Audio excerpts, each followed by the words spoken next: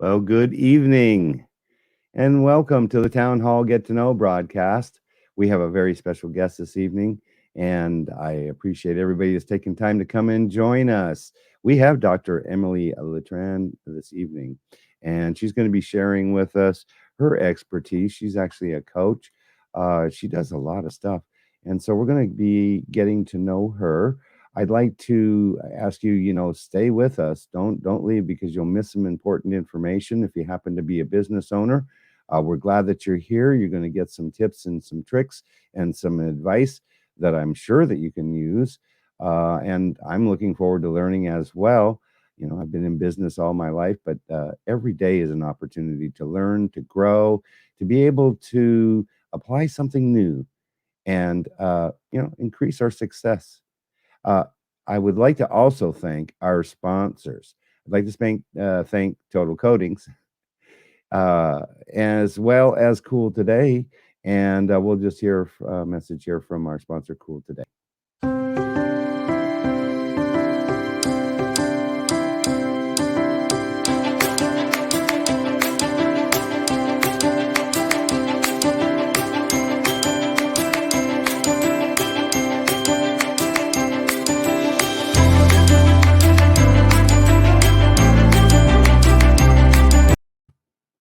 All right. Thank you, Cool Today. They can help you with all of your heating, cooling, air conditioning needs, as well as plumbing, electrical. And by the way, they do solar too, as well. They back that up with a 100% customer satisfaction guarantee.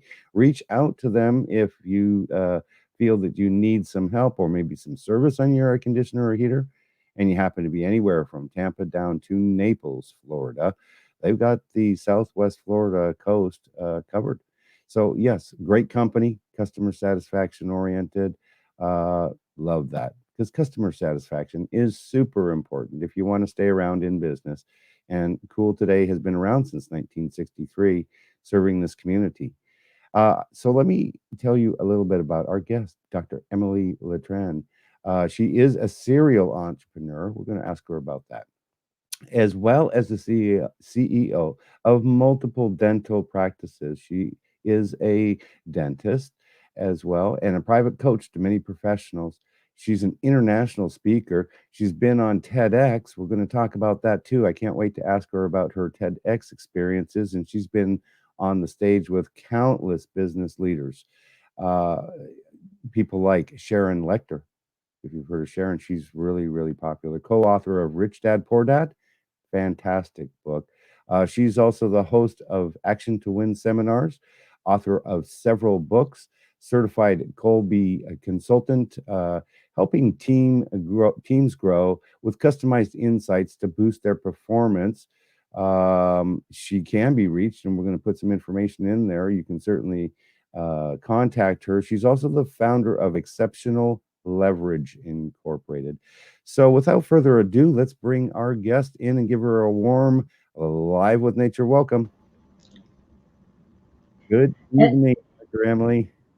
Hi, I am so honored to be here. Thank you for that very kind introduction, and thank you for inviting me on the show. Oh, you're very welcome. I'm so glad that you're here. This show is about influential people who are making a positive impact in society and particularly in their communities as well. But you're world renowned. And so I'd love for you to tell us a little bit about that. I'd love for you to just maybe help the viewers get to know you a little bit better. So maybe you can just tell them a little bit more about yourself. Well, thank you so much. I was actually born in Vietnam back in the late 60s. That was during the Vietnam War. So, growing up, I have my parents, my older brother, two younger siblings, and we live in an extended family. So I got my aunts, got my cousins. Um, Growing up during the war, we were lucky because I grew up in Saigon, so it's not like we see a lot of action per se about the war. But every night, what I watch on TV were just all of those actions, right? Bombings, dead bodies, people Yes. fleeing villages. And so when I was when I was 8 years old, that's when the communists took over. Uh, Um, Actually, I was 7 years old when the communists took over. The war in Vietnam ended 1975, and that just began a series of dark days because the obviously you got Big Brother watching. Life change overnight. You stand in line to buy whatever the government is willing to sell to you. It could be moldy noodles, could be old rice, could be stale bread. Um, I used to stand in one of those lines to get food for the family. And 1 year after the communists took over is when my mother passed away due to cancer. And a couple of years after that, Vietnam was going to go to war again with China in the north and Cambodia in the west. And at this time, my aunt, who used to be a pharmacist, she decided to leave the country, and she was taking her two kids and two other cousins, my older cousins and my older brother, because they were trying to avoid a draft, right? Because they were drafting mhm. all the young men to go to war again. So I wasn't going to be drafted, but my dad told me that you're the oldest one in the family, the oldest girl in the family. You need to go help your aunt. And that's when I left the country with my aunt. I left my dad and my two younger siblings. um, I was 13 and I never saw him again.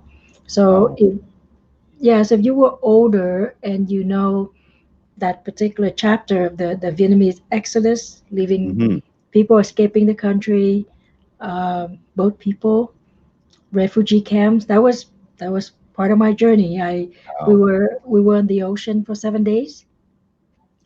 The first 2 days with food, and the next 5 days with just sips of water. We got to the refugee camp. We lived there for about 3.5 months. We were very, very lucky because some people lived there up to years. And when I came to the United States, I I believe my luggage was just hope and faith because I didn't have anything. We did not have anything.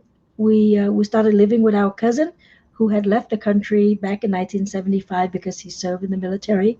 We were in Louisiana for 6 months, and then we moved to Southern California, and we've been in Southern California ever since. Mhm. So, the I when I was younger, I didn't realize that the story was special, right? Because for people who were not Vietnamese, nobody went through something like that. I thought everybody was just, well, that's just my story. And obviously, all the Vietnamese who had come to this country during that particular time frame, which is late 70s to early 90s, we all had the same story. So I didn't Mhm. think anything special about that.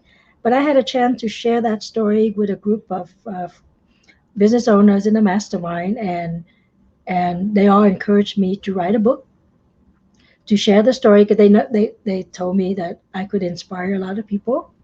So that's what I did, and then after that they said, well, you need to speak about it so more people would know.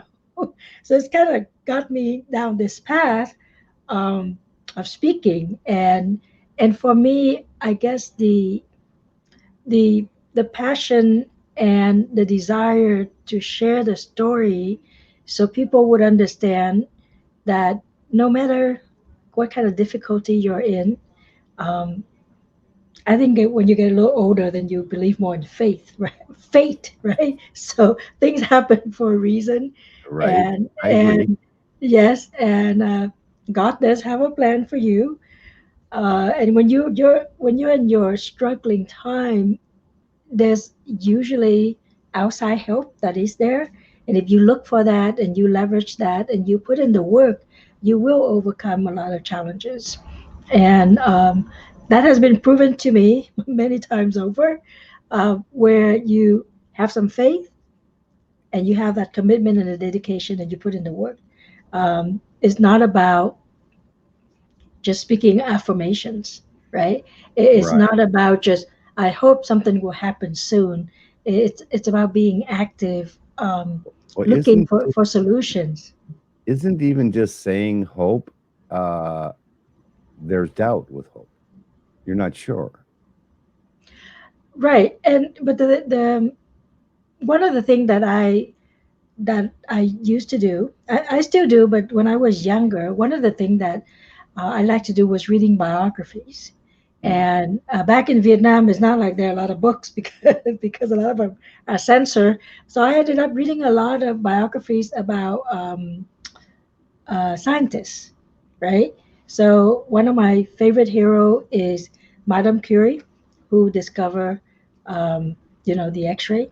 And for me, that is such a nice story, a lady who is very strong and who learns sciences and makes such a big difference in the world. And I guess I carry that with me, meaning, you know what, you as a person, you can make a difference, right? Um, Obviously, it took a lot of hard work, and you have to step up and let people know about you. Because imagine if she made a discovery and then she just does whatever she does just on her own. So I read a lot of those stories, and then I was very blessed when I came to this country. Having that access, reading books, or maybe watching a movies and going to seminars. I remember, I think I picked up a book by Tony Robbins, Awaken the Giant Within. Hmm. I read that book. Then I went to the back and I read the references. And I just pick out, oh, Think and Grow Rich. That sounds interesting. Let me go read that one. Right? and then, and then, oh, Rich Dad Poor Dad. That sounds interesting. Let me go find that one. Oops, So, sorry for that so, noise. This one. well, there you go, right? So you So, may hear so my desk. yes, yes. So as I'm able to have access to the really resources, right, that we have around us, and sometimes we don't think about it. We sit there, we're waiting for help. Um, and that's one of the things I learned, and that's one of the things I like to help, business owners, entrepreneurs. Um, when I'm coaching people, I always ask them, what do they have around them? Sometimes they have that solution right there. Maybe it's a course that you bought and you never really watched the whole thing. Maybe it's a book that you have there. Maybe sometimes it's a manual, right? How many business owners do you know that have a manual and they don't open it? I mean, I'm perfectly guilty of that too. But we forget that we have resources around us, and sometimes we look for help in the wrong places. Like, let's Yeah. just go on Facebook and see what people say, right? Right? So Right? learning from the right people, um, getting the right counsel, investing in yourself, so you can always get better. I always get upset when I see people, they have a big house and they have a really nice car, and you go visit their business, and it's, they don't invest in their business. and Mm. and and to me, you want to invest on what's going to create more income, which is going to allow you to buy a bigger house, if you want. Yeah, that's But what you want. Yeah. right. But I've seen business owners. I mean, I have friends, and that's some of the things that I want to share with people is, you're in that position. If you're a business owner, especially brick and mortar, you're in the community. You are probably respected. People know about you. You're in Yeah. that perfect position to influence other people. To, for example, um, asking people to be involved in a project, asking people to make donations, right? Asking Yeah. people to give to charity, asking people to be more more involved in the community. um, to me, we just because we opened a business, it just automatically put us in that position already. So you might as well leverage that and make a difference, It, right? it, it is a leverage when you affiliate with a nonprofit foundation for sure. Right, uh, right, because it shows that you care about your community, and I think you've made some exceptional points because a business owner, well, they help the economy by the fact that they have products, by the fact that they're employing people to work for them, and then providing a service or a product that's needed. So that is right. important. Yes. Yeah. I'm just going to jump straight to this question because it's so appropriate at this. this moment, and that is what is your ideal then of a quality leader? What's involved in being that quality leader? Well, I think the biggest challenge of a quality leader that some of us we should be and we're not is a lacking of courage. Um, maybe we think we're good, but we okay. So step out and step up and share that. No, I'm not good enough, right? Um, Hmm. Thinking, why would people listen to me? I just have this little dental office or whatever it is, right? Hmm. A restaurant. I think the leader need to have the courage to step up, and the leader, to me, the leader's job is to bring up more leaders, to train more leaders. It could be the leader in the community. It could be the leader in your team, in your business, Hmm. and I think a great leader is always a learner, right? Always be learning, and always um, be motivated. I guess that could be the word. Motivated to be a role model. I One of the exercises that I usually challenge in my seminar is think, who do you want to be a role model for, right? So people would Hmm. write down, my daughter, my son, and then I ask people, well, who is your role model? And then they write out the name, and I Hmm. ask them, then what are the qualities of that particular role model? And they write it down. They're looking at it, and I go, well, do you think you can live up to those qualities? Because if you do, you just became your role model, right? If the role model is, if you write out generous and you know that you could be more generous, well, then I could be the role model. And I think when you actually live your life and you think of yourself as a role model, you just watch yourself a little bit more, right? 'Cause, Right, right. yeah, and this is not because you know people are watching you. It's just that you yourself, you tell yourself that I want to live like a role model. I think it's so important that we we strive to be the best version of ourselves, and it's I get upset sometimes. People are trying to compete with, another business down the street. Yeah. Comparing numbers, things like that. I used to work with a consultant, and he would challenge us every year that the goal of giving to charity would go up every year, right? He didn't say, I challenge you to get a higher net profit. He said, I challenge you to give more. And I think those are things that usually a leader thinks that way, you Yeah. know, Well, thinking that's a about, yeah, making to me, that's impact. a real I'm sorry, I didn't mean to talk over you, but that's a real community leader because then they can tell their customers every time they buy a product from them, they're actually turning around and helping the community as well, just by simply doing business with that business. Makes a Right, lot right, makes right. a lot of sense. Yeah, Yeah, I so mean, I think that's what makes a great leader is it's not just about you and how you lead. It's about the impact that you create, how many lives you touch. Like we right. doing this, just the two of us talking, right? On camera, on TV. Yes. How however many people may be watching now or watch later and share the story, that's the impact that you are helping, creating in this world, right? And so when we are thinking like that, and we know that we're making a difference, we're making an impact, and who knows, you may be creating a legacy. That's one of my favorite word, legacy. and Yes. and I hear people say, well, yeah, when I die or whatever, when I'm Well, done with this, that's all this thing that I left. No, your legacy is now. Your legacy is the present. yeah. Your legacy Is is it everything. creating, Dr. Emily, or is it fulfilling the legend because we had these seeds of greatness within us that we just had to nurture, right? Right, right. Well, but sometimes we don't know it's in us. I'm sure Yeah. you have the, it's like a teacher and a student, right?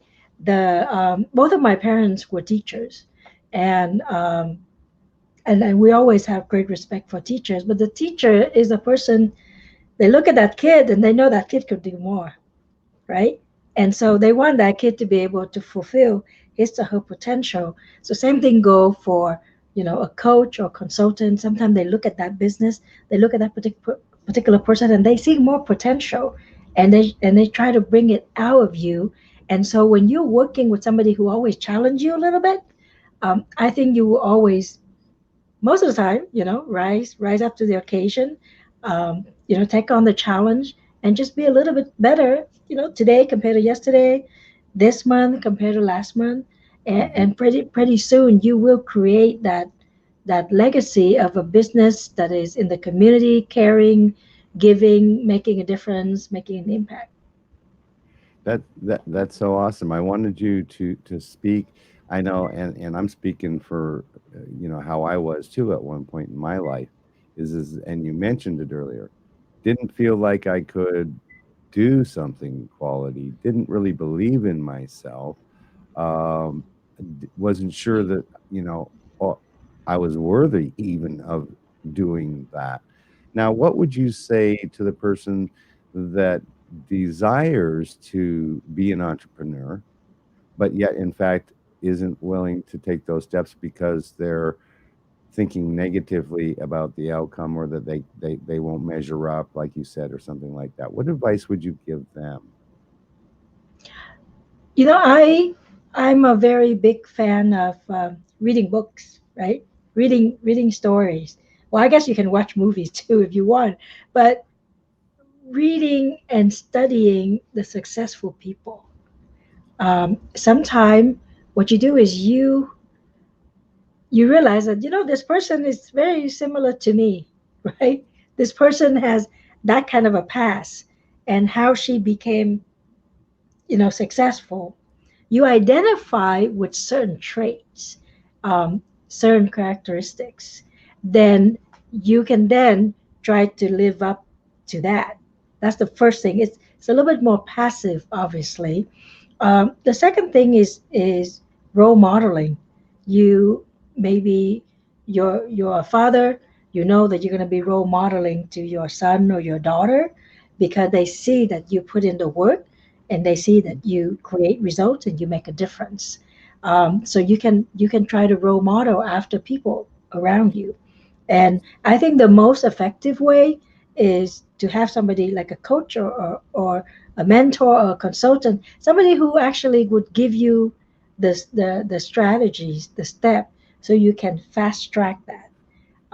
Courage to me is such a big part, and I think that's what stop a lot of people, which is why I got certified as a high performance coach, because I say there's no shortage of information, there's no shortage of resources. You go, Mr. Google, you know, Exactly. you can see something. I hang out with some friends and they were asking something about surgery, and somebody say, "Oh, just pull up on YouTube." Now you know that you're not supposed to watch YouTube and go do surgery.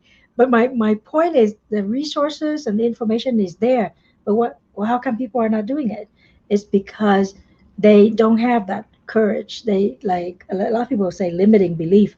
They're Um, afraid of failure. Would that be the right. case? Yeah. Yes, yeah, that's a limiting belief. Like, I don't think I Yes. can do it well, right? I don't think I could be succeeding. But that's why when you have somebody push you a little bit, show you a little bit of the way, and you will tend to take on that challenge. The other thing is having clarity. Clarity is who you are. Clarity is what you believe in. Clarity are the values that drive you. I'll give you a quick story, which is, and you had mentioned this earlier, about the Mhm. TEDx, Yeah, right? I was gonna ask you I about your TEDx. Tell us about. Yeah, I mean, um, I wasn't a speaker. I'm a dentist, and when my business coach and my other friends encouraged me to speak, to share my story, so I took some speaking training, and my very first time when I tried to speak, my friend said, "Hey, Emily, I have an event. Why don't you come? You have 10 minutes to tell your story." So I showed up. There were about 20 people in the room, and I know five of them. So I'm on stage and I'm looking at the five, right? I'm only going to look at the five because if I look at somebody else, I'm I'm going to mess up. And I remember getting off the stage at the end of 10 minutes, all sweating and thinking, this is the worst idea ever. Why would I want to do this? But then I knew that I made a difference because several people came up to me and said that they really appreciate me sharing. And but I was pretty stressed out, so I said I'm not speaking anymore. This was that was it. But one of my friends who, we met in networking events. She contacted me and she said TEDx Walnut is looking for a speaker, and I recommended you.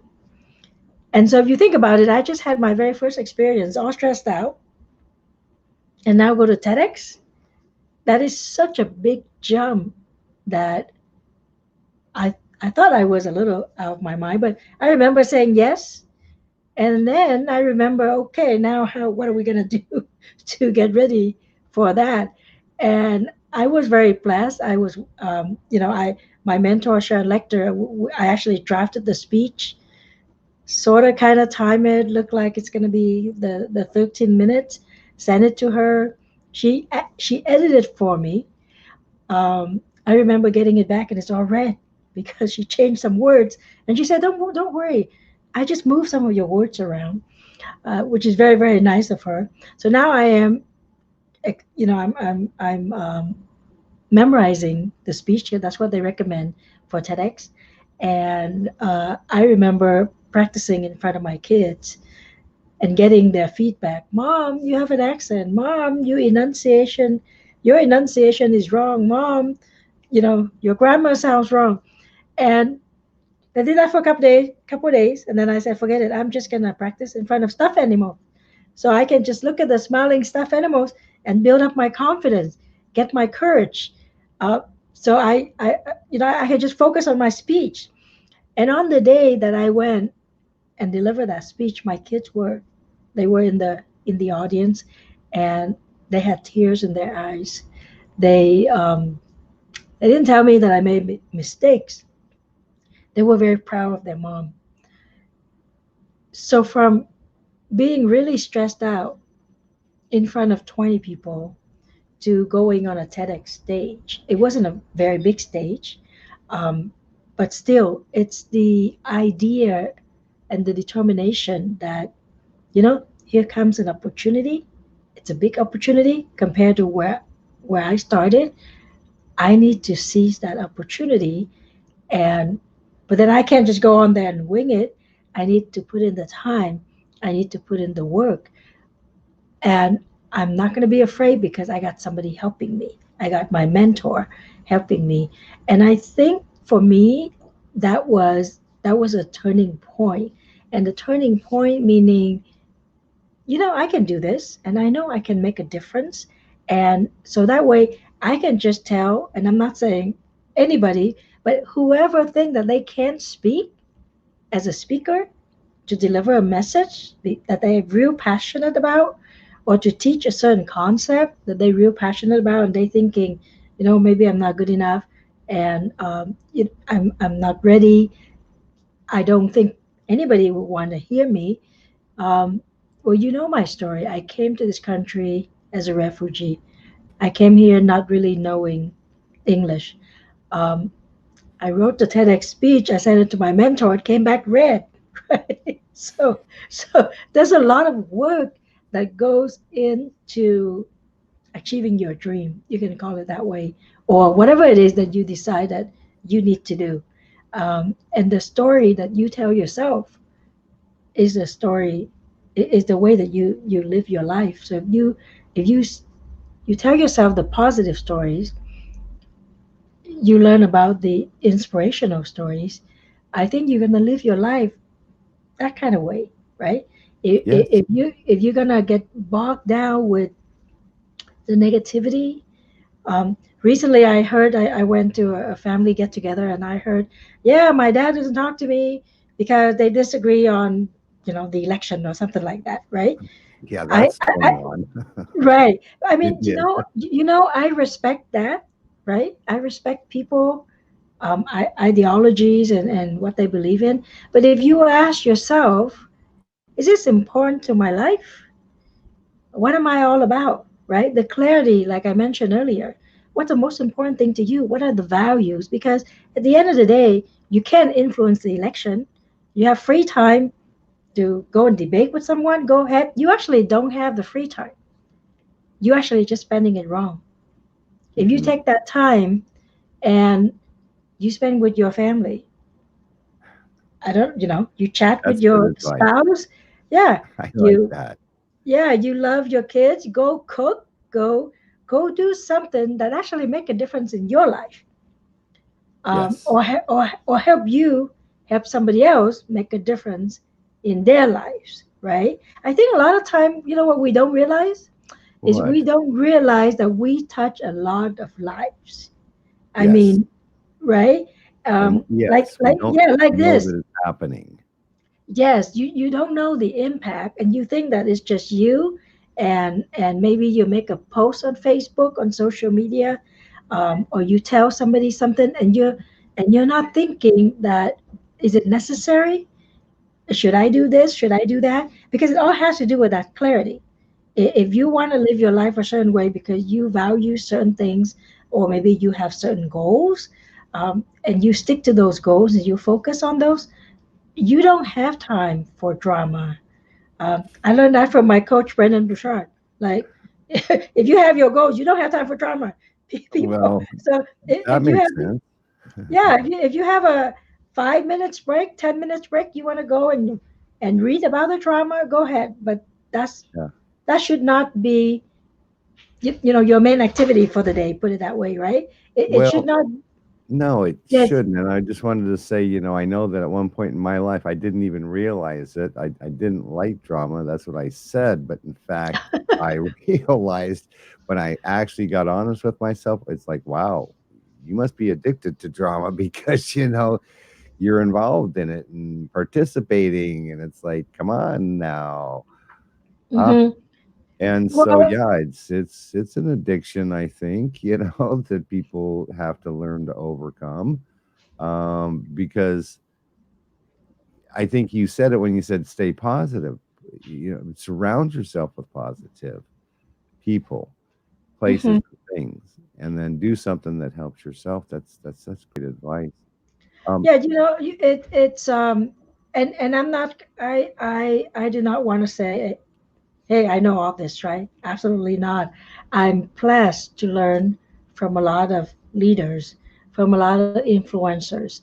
Um, yeah, I'm but then I'll take credit that I put myself there.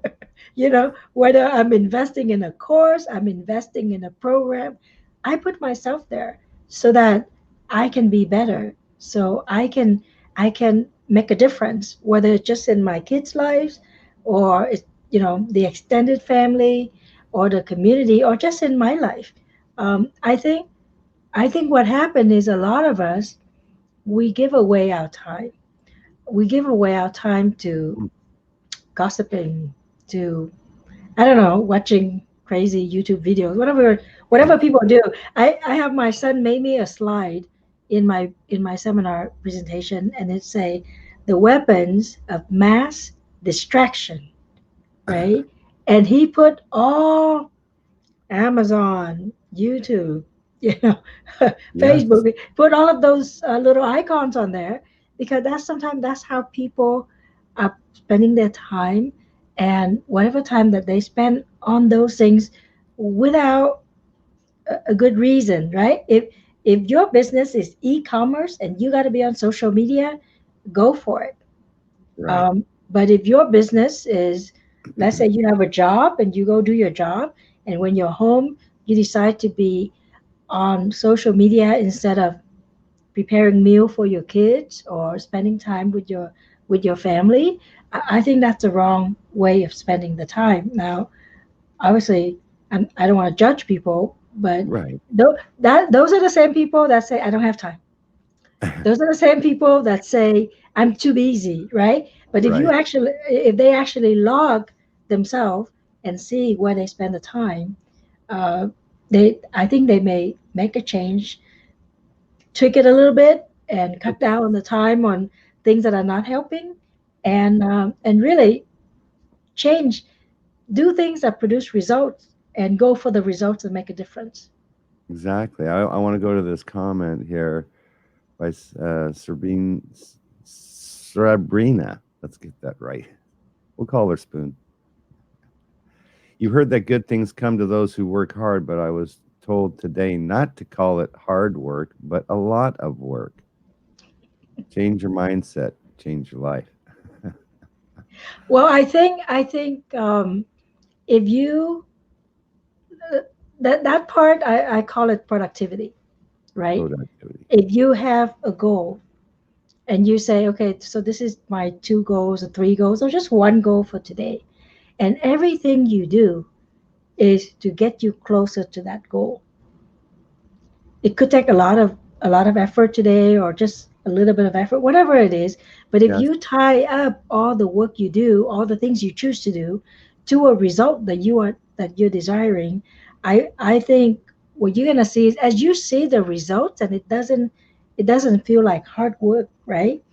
Right. um if That's right. if you just if you just say, I gotta put in 40 hours this week, and um, you don't attach a particular value to the 40 hours. Like you said earlier, if you're a business owner in a community, you're you're an influencer because you're creating job, right? Yes. And Yes. you're creating that connection in the community. And maybe sometimes people collaborate, people do cross promotion, so now you're connecting even bigger. Those are why people go to meetings like Chamber of Commerce, BNI, or whatever it is, that you leverage your connections and you make even a bigger difference.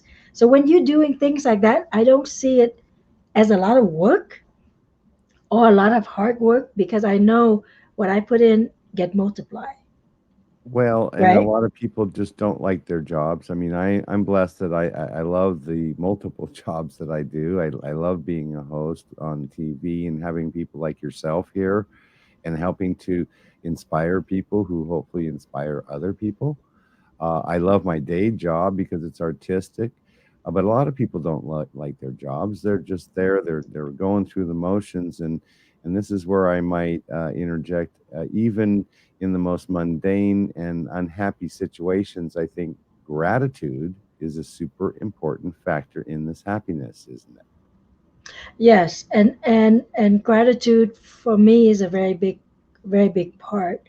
Um, when we're talking today is January 2021, when the pandemic happened, almost a year ago when it started. It's still happening, but when it started, all of a sudden people have more gratitude, right? They have gratitude if they have a job to still come to, even though they may be hating that job. But if they work in a sector where they weren't shut down, Hmm. they have gratitude for that. All of a sudden, they find themselves that now they have time to spend with the family. You always have the time. You just didn't choose to spend with the Didn't family. didn't you make it choose, right yeah, you choose or to a be lot time. distracted or whatever, right? I remember this one Oh, you doctor mean all friend. those hours on Facebook? Yeah, I On remember this YouTube? one this one doctor friend. He posts on a social media page, today I have time to trim the hedge or something, right? And you it really doesn't take that long to do something like that. You just never took the time to do it, and you never took the time to feel grateful that you have the time to do that. You actually have a house or an apartment or a residence where you can do that kind of activity. And so a lot of people start talking about gratitude, feeling blessed. And to me, I encourage people, whenever you're frustrated and you feel you're stuck, just start with gratitude. At least I have Gratitude my, creates at, happiness. yeah, at least I have my work, so I could have this problem. You know what I mean? If Yes. I didn't have work, I wouldn't have this problem. um, Well, and put yourself there and yes. see if you can make a little peace with whatever challenge that you're having, and reach out for help, ask for help, and be Yeah. grateful that you actually know people that you can reach out and ask for help, Yeah. right? You're not in Yes. the middle of nowhere. You have a cell phone where you could just text someone.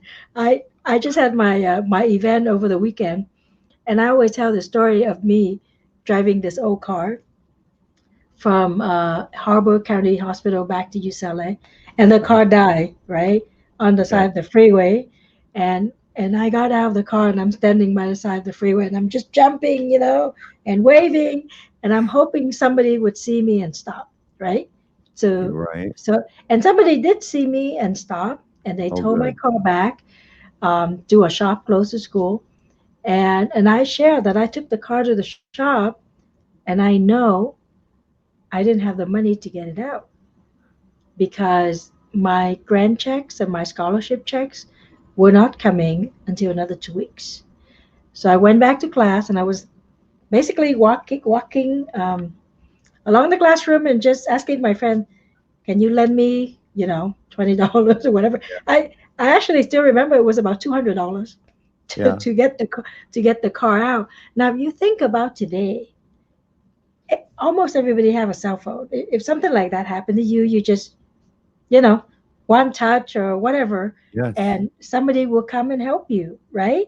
Yeah. Back Yeah. back I was then, Well, that did I not even grew up in exist. Southern California, so I Uh-huh. was thinking immediately that most everybody just drives by, you know?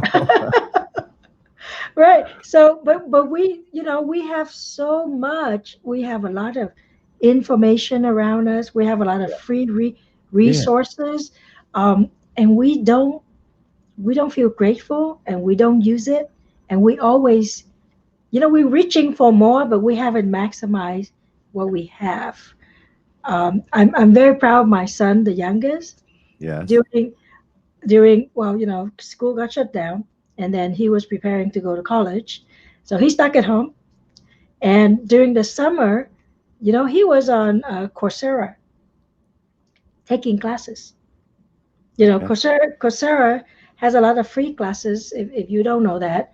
But I'm looking at the kid, and instead of spending his time playing videos or doing something else, Yes. he's taking an hour here, 2 hours there to learn. And I wish I could take credit for inspiring him to It's do awesome that. that he's doing that, and you can Exactly. yeah, Right. see And that I he's didn't I actually didn't tell him to go do it.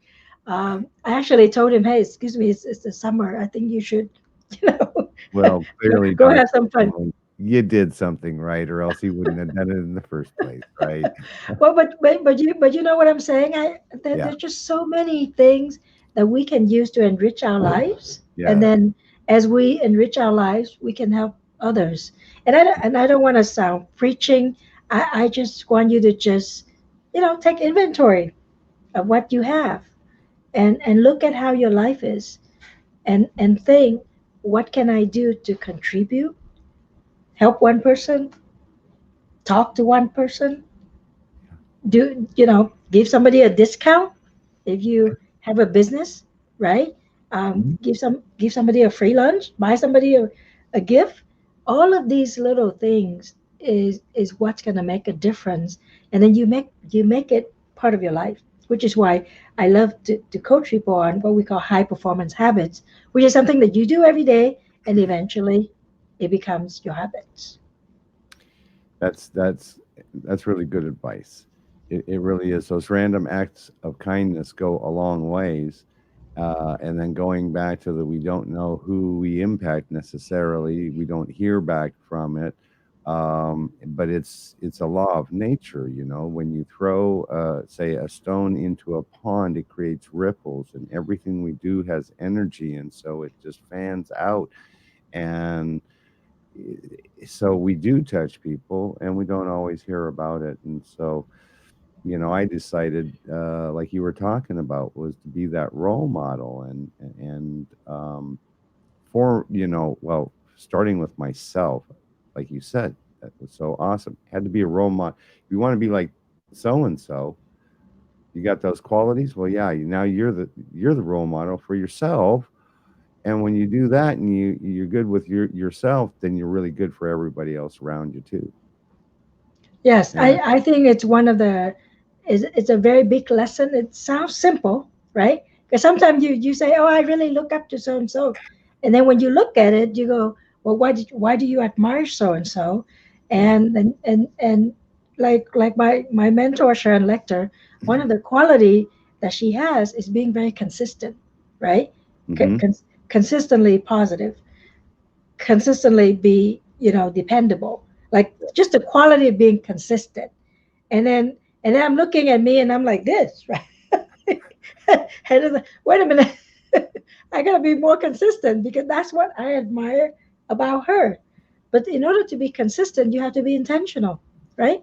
You say, Yes. hey, if I make this commitment, I'm gonna show up.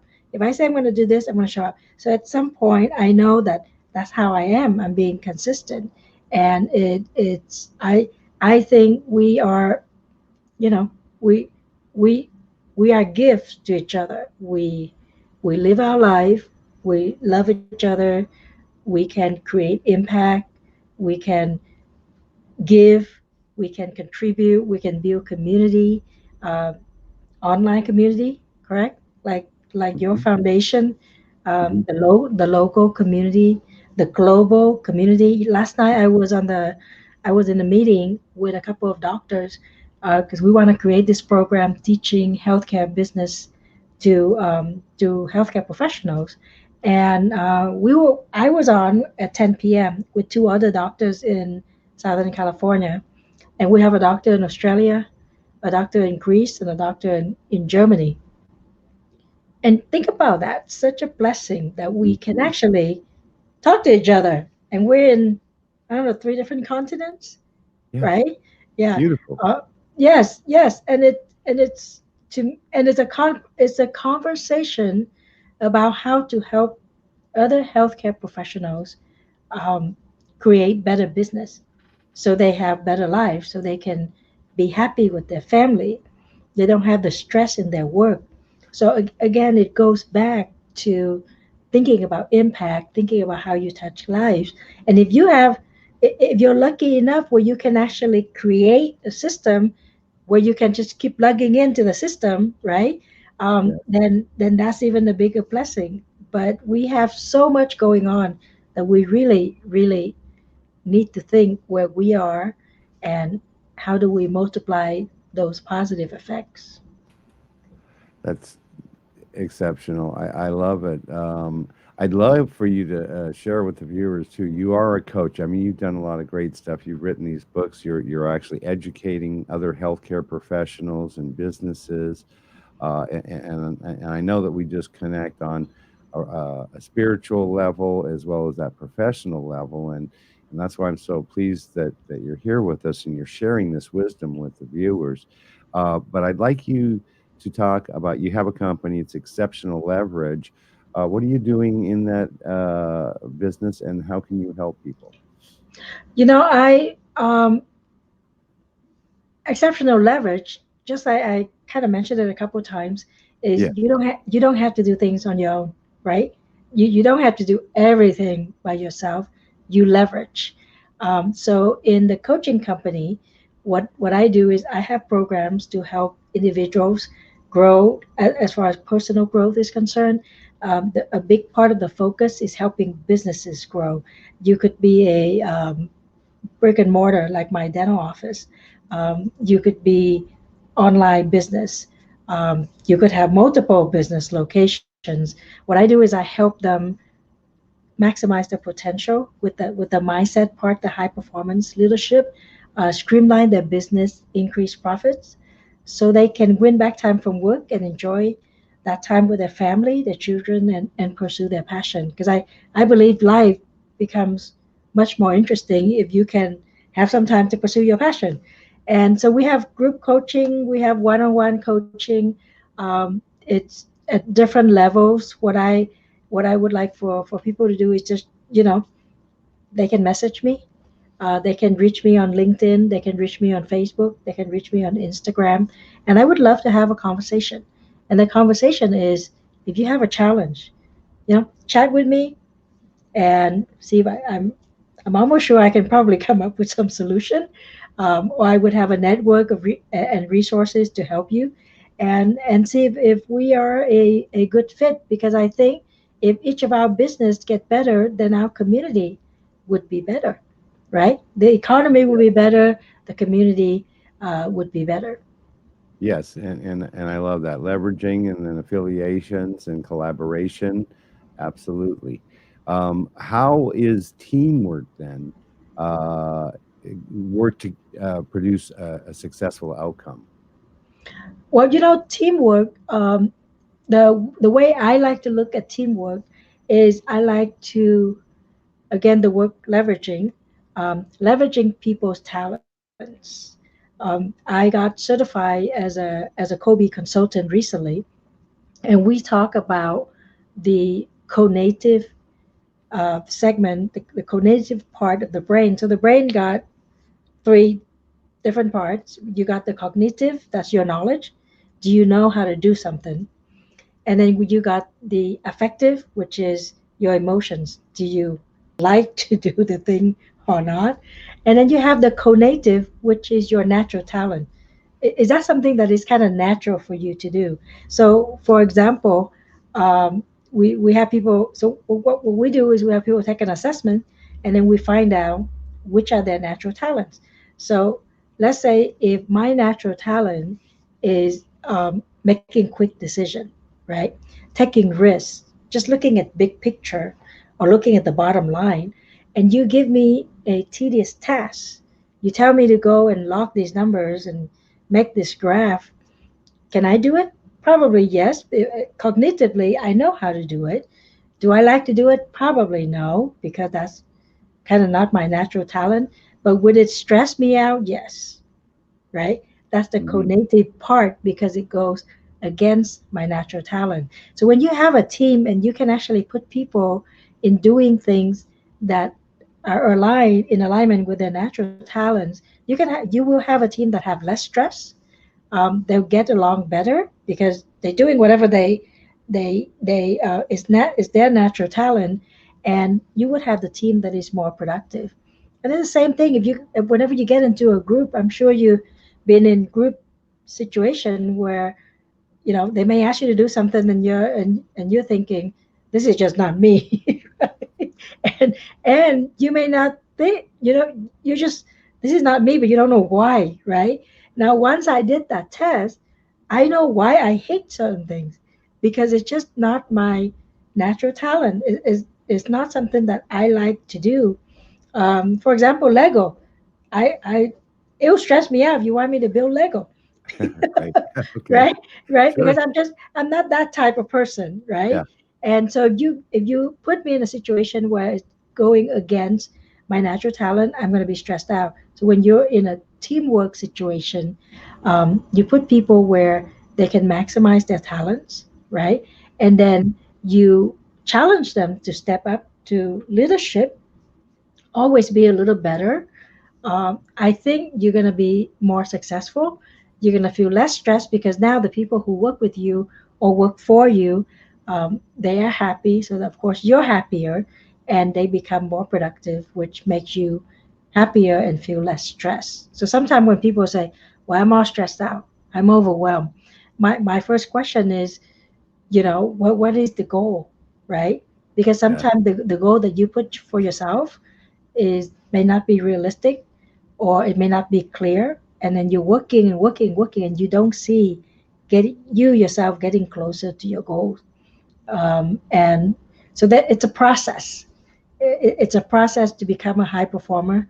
It's a process to create a business where um, people work together in synergy, and as you as the leader, or part of the leadership team, whatever your position is, that you can focus on activities and actions that create the most results toward your own goals.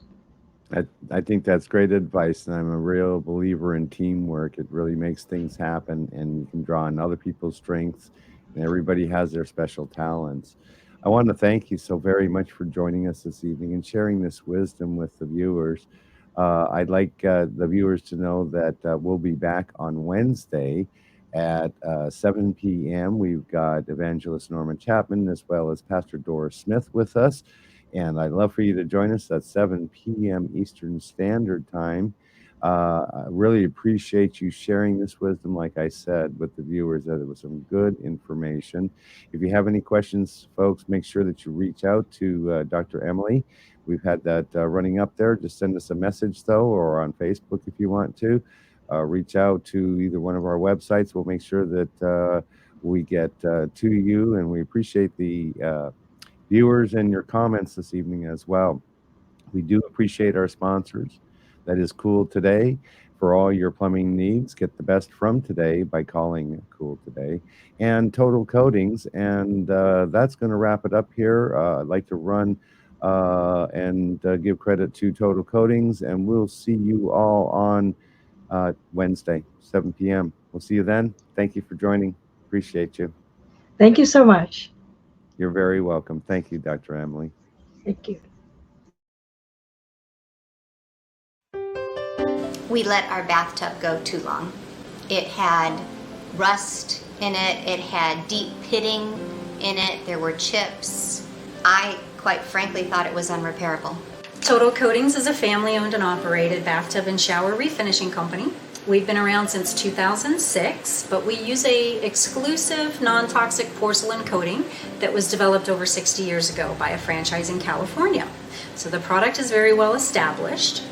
We refinish bathtubs, showers, wall tile, countertops, and even sinks. Customers want to know what makes our product different, and that's, of course, the exclusive non-toxic porcelain. We also don't acid etch the surface, so you don't have to leave your home because of noxious fumes. I was completely and utterly shocked. It looked like a brand new bathtub. I would recommend Total Coatings to anybody.